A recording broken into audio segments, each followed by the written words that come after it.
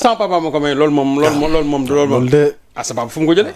loolu de nee na mu ngoog. nee na ko sama papa ma ko may. j'ai bénéficié cela des avantages yi ma sama papa defal. d'accord moo may terrain bi ma jaay ko ci business boobu la amee xaalis bi. d'accord kon léegi papaam daal moom il prend maintenant le bien du Sénégal comme son bien personnel di ko jël di ko jox ay doomam. ok léegi Serigne Saliou pour terminer avec cette famille Faye Sall. alors finalement quel destin ndax tamit nag Serigne Saliou xanaa duñ toog fële nag lii ñu def ci Sénégal nag après mu nul nag.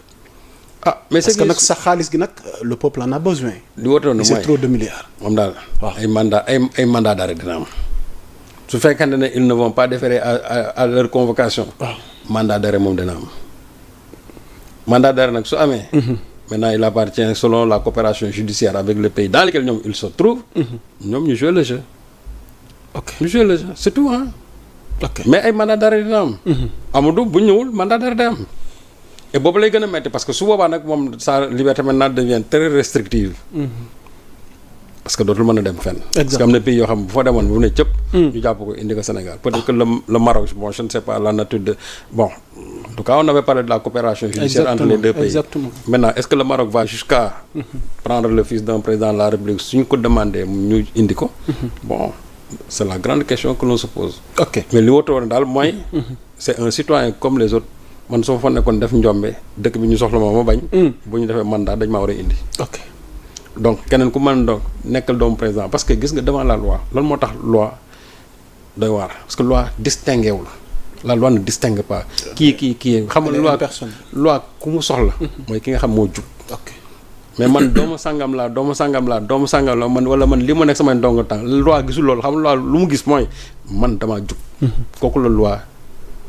kii en tout cas moom la respecté mais ñi nga xamante nag ne dañu il veut servir des règlements d'un fils de président ou bien d'un président ou bien en tout cas d'un autre titre loolu moom loi bi soxla woo ko te su fekkee ne yoon rek la ñuy dawal li wóorte woon ne mooy ñoom moom dinañ leen dóor mandat pour ñu ñëw ci réew mi dinañ leen convoqué nag mais c'est sûr et certain que moom duñ ñëw loolu moom c'est clair.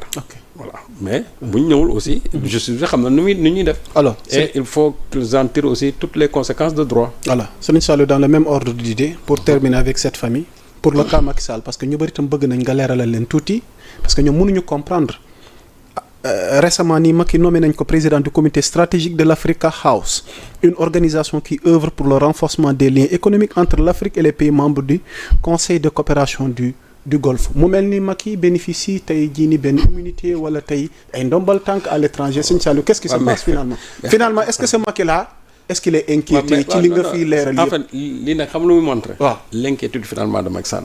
comment ça parce que Macky Sall son réseau est en train de faire beaucoup de lobbying pour ñu koy teg ci ay postes yoo xamante ne nii dañ ko fay dégg. ñu naan am na ay ndombal mais dama gis nga muñ de. non mais c'est vrai non je t'assure xam nga parce que ça c'est l'expression d'une peur.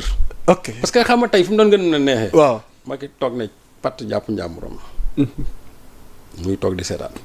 mais boo déggee rek chaque fois ñu ne tey mi ngi ci lii. tey dugg na ci moom Ibrahim. tey duggaat na ci lee. duggaat na ci lee taxawal du bii ce ne sera pas la dernière de. di ko déggaat ci beneen encore déggaat ko ci beneen loolu nag xam nga pour lan la. genre paravent la pour montrer que ne en réalité. kii nga xamante ne Sénégal ñoom moom la ñu tey bëgg a topp. def nañ ko lii. def nañ ko laa def nañ ko laa et cetera. mais loolu mënu ko absoudre ci li nga xam ne moom la def ci réew mi. parce que li mu def ci réew mi mi ngi nii ne weng te dara mënu koo dindi. léegi nag Africa House boobu nga xamante ne dégg naa fa keroog muy wax naan woy. waaw jël na discours de. waaw il parlait au nom de l'Afrique Serigne Saliou. mais ba mu pare. waaw moom dafa waroon rus xam lu tax parce qu'il devait se dire waaw man li muy wax nii est-ce que waruma cee gis sama bopp. ok. parce que bu ci waroon gis boppam. moom moo tax mu ne pays africains yi lan moo tax ils ont ceci am nañ léegi mais mënuñoo dem. moo ko wax de. waaw mais moom il n'a pas dirigé ce pays pendant 12 ans. exactement fekk fi ay ressources. waaw fekk fi loolu lépp muy wax fekk ko fi. waaw et pourquoi le pays n'a pas décollé. parce que xamul tax. parce que ñu mel ni moom ñu ci bëri ñoom ñoo jiite Afrique ñu mel ni moom bu ñu ñëwee. d'abord dañuy promouvoir tout ce qui est détournement de deniers publics. dañuy promouvoir la famille au détriment tout simplement. de la patrie. lu ñu promouvoir ay comment dirais-je sàcc xaalis bu dul jeex. corruption et en plus aussi privilégier les étrangers moom la fi def. Macky pendant sa mandature ces 2 mandatures yi nga xam moom la fi am fii à la tête de ce pays presque 12 ans mais presque natal nañ ko fii 45 milliards yoo xamante ne ni en termes de budget lan la ci def moom loolu il devait se poser des questions li mu naan dañ la jox li mais pourquoi l'Afrique ne décolle pas moom il devait avoir la réponse c'est-à-dire que man mënoon naa d'accord quelqu'un qui n'a jamais été président de la République taxaw tenir discours boobu daan ne mais africains yi dinañ am nañ mais pourquoi ça ne décolle pas là tu cherches tout simplement des réponses par rapport aux questions posées mais moom question yi mu posé wu il a déjà fourni la réponse donc moo tax ma ne Macky Sall xamatul sax actuellement ndax moom xamatul ne mus na nekk président de la République parce que quelqu'un qui a été président n'aurait jamais parlé de la façon dont il a parlé moo la keroog boo ko déggee ay reen dafa mu jàpp parce que dama ne boo déggee kii di wax da ngay defee ne musul jiite réew il a parlé de la dette fukki at ak ñaar dégg naa ko muy wax waxu dette Macky Sall moom fu ñuy waxee turu dë sax dafa war a daw dë fu mu déggee leçon dë rek dafa war a daw parce que ce qu'il a fait dans ce pays en termes de dette avec ce que la Cour des comptes a récemment publié sur la dette cachée loolu moom mu def ko ci réew mi mu ne weng ba pare bëgg a taxaw di wax waxu dette tey alors que quand il prenait le pays presque la dette presque du Sénégal mën naa ne ça tournait autour de 3000 et quelques milliards moom mu indi ko ba ci seuil bii Macky Sall moom mooy waxu dette moo tax mu ne man après est-ce que Macky réellement finalement ça va dans sa tête parce que nit koo xam ne ni yow sa dëkk da nga ko suuxal ci ay dettes waaw yow tout ce qui est ressource dans ce pays da nga koo suuxal yow tout ce qui est de comment dirais-je de bonne pratique dans ce pays là da nga ko nax saayal nga bëgg a dem taxaw je ne sais pas au nom de quelle organisation taxaw di wax comme si tu n'as jamais été président de la République yii muy def nii yëpp c'est que pour que demee bés bu ñu ko woowee ñu ne oui le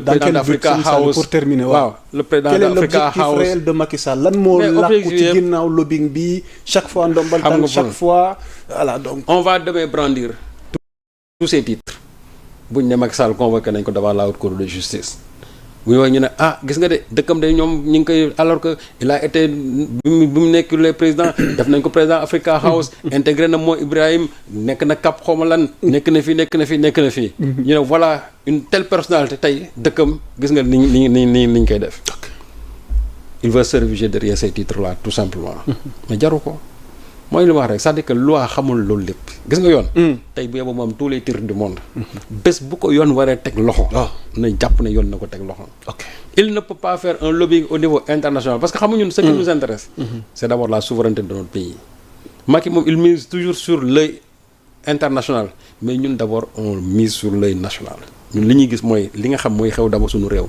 moom nag mais ñun li ñuy soxal mooy dëgg suñu réew mi moom nag réew mi soxalu ko et de tout temps il a montré tey su doon un vrai patriote ba mu paree ci réew mi dafa doon toog Sénégal pourquoi il a préféré s'exiler tey xam moo dul ñëw ci réew moo tax ma ne organisation yi nga xam ñoo dañ koy defal ay lobbying pour moo fay dem il devait se poser la question mais Macky lan moo tax mënatoo dellu sa réew très bonne question moo tax dellu sa réew yow yaa ngi dem fu nekk ci àdduna bi yow mën nga dem fu ne tey sauf le Sénégal. dogguma la keroog gën a ñu gis. ki fa jóge waaw dem di seeti ji ki nga xamante ni moo fa nekk. gis nga ni mu ko accueillir. waaw mais Sénégal man gisuguma fi li nu mel. non mënoo ko gis xamul tax. waaw mënoo ko gis dans la mesure où. en tout cas Abdou Diouf aurait pu le faire. Senghor bi mu bàyyee pouvoir bi. boo xamante ni perte na nguur gi ñemetul ñëw Sénégal il a été le seul président boo xam ne perte na nguur gi. jour ba mu defee passage de service ñimewul fanaan Sénégal. balaa ñuy jàll suñu saa fàttali ñu Macky nee nañ nangul fanaan bi yëf yi jeexee. épisode nu mu demati. balaa ñuy jàll nangul fanaan. ci guddi gi la jël avion bi maa loolu ca bis ba kañ. def na passation bi am na nag ñu nekk présidence moom en tout cas am na ñu ko doon tooñ naan ko mais président mën nga toog ba une semaine mu ne nag gars yi dañ ko doon chambre waaw. mu ne non il a des urgences xaw ma la dem rek moom daal dem gi la gisoon yaa ne ko mais toogal une semaine sénégalais yi doy la guñ ci yow mu ne man daal dem rek moom dem la gis parce que jàpp na ne bu fa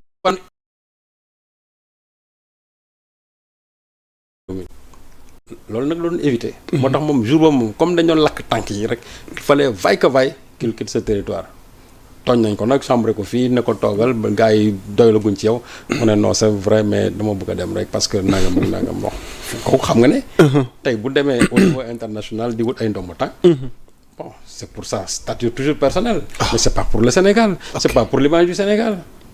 Parce que li muy wax nii yëpp étant président je crois que il avait largement bien toute la latitude quand même pour régler ces problèmes là mais boo demee ba génn newatoo ci réew mi nekkatoo président di poser wu des questions yoo xam ne pendant que tu étais ici à la présidence du Sénégal. yow waroon nga mën a régler wala nga tontu ci questions yooyu. mais ça veut dire que tout simplement Macky quand même il est complètement déconnecté maintenant. ok Serigne Dramé defe naa loolu leer na ndax yéen da ngeen di bëgg lu leer ci yenn dossiers yi. di la nuyuwaat Serigne Saliou dañuy jàll ba tey dañuy des ci justice bi parquet bi. ak topp yi suite dossier scandale Covid bi. bëri na li nga fi waxoon bëri na li nga ci junjoon ak li nga ci leeral waaye af mel ni ñenn ñi nag ñu ngi waaj yëkkati seen balaanu kër laay et tamit ci seen wàllu immunité parlementaire ngir ñu war leen a atte donc en résumé ci tënk rek ñu dikkaat ci ministre yooyu nga xamante ni bi ci gën a fës xam naa war nga ci def taxaw seetlu muy kaaw Ismaïla Madior Fall. ginnaaw bu amalee njàngat ci l'ensemble des ministères yi ñu cité scandale yi nga xamante ni moom lañ leen di toppee. waaw. moom dama ne ko yow moom li la dal je crois que waroon na dal ñëpp ba mu des yow parce que ancien garde des sceaux nga da ngaa jiite woon justice bi donc justice moom boo ko dee jiite. yow bu nit ñi doon détourné nga ci teg sa bët sax. yow tu dois toujours montrer le bon exemple. Ismaïla on vient de découvrir qu'en réalité il n'a jamais été le bon ministre de la justice qu'on pensait. Vraiment c'était sous son ministère mais tey affaire luubal xaalis la ñuy wax te boo ko déggee muy wax c'est comme si moom daal il n'est responsable en rien. ci laa bëggoon ñëw. waaw mais d'accord keroon nag bi nga toogee seetaan. mais Ismaïla Madior Fall muy wax argument yu mu teg sur la table ni mu leeralee mbir mi. waaw mais xam dem na sax ba dugg ci dossier yoo xam ne nag. Ismaïla. waaw Ismaïla. xanaa convaincre na la sëñ Saliou ne moom deful dara. non dama ne. waaw Ismaïla loolu muy wax. na ko wax ku ko xamut. déedéet xanaa. na ko wax ku xamul man damay laaj Ismaïla moom na taxaw moom axulaay taalaam. waaw wax ne s'il n'a jamais bénéficié de quoi que ce soit ci affaire yooyu noonu am na foo xam ne bëgguma ci yegg mais moom Ismaïla moom na taxaw wax ne est-ce que en dehors wax ma sax 50 millions yooyu mais est-ce que amul loo xamante ne nii en termes de construction loo xam ne lui il n'en a pas bénéficié ci cadre boobu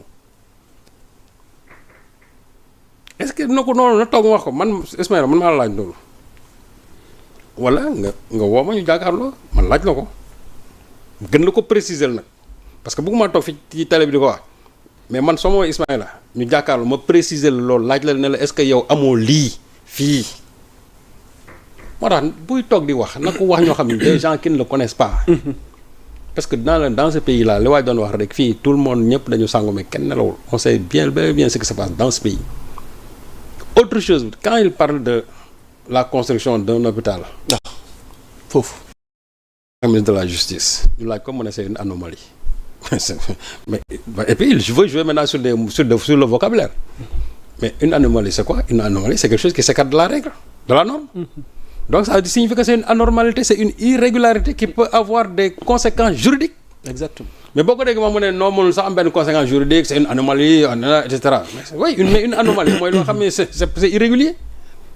Et puis il parle même de faute de gestion. Man, je suis un peu effaré quand il parle de faute de gestion dans la constitution non hôpital. Mais ce n'est même pas une faute de gestion. C'est un détournement d'objectif. Une faute de gestion mooy bu ñu la joxee entreprise ci biir entreprise bi nga am noo ko gérer def ci ay faute de gestion. Mais ici il ne s'agit pas d'entreprise. Ici il s'agit de la construction d'un hôpital ñu budgétiser ko. Ça c'est pas une faute de gestion. Il parle d'anomalie. Non, wax détournement d'objectif. Parce que jouer vraiment sur le mot anomalie, même l'anomalie est une anormalité. L'anormalité, c'est une irrégularité, encore une fois de plus. Et une irrégularité peut avoir des conséquences juridiques. Donc, moom loolu muy daw moom xam na ne loolu du ko ci génne. Parce que boo ñëwee ñu ne la da nga war a construire un hôpital yow en tant que ministre nga gis ko ne non le ministre de la justice n'est pas habilité à construire un hôpital dindi leen ko. dañ koy dindi mais yow nga xam ko ba war a di ko def yaa ko tey lan nga ci séentoon loolu nga war a wax nit ñi lan nga ci gagné loolu nga war a wax nit ñi. Et puis quand on l'entend parler sur même le prix des bracelets électroniques. nee naa ko yow laa bëggoon ñëw marché bracelet électronique yi.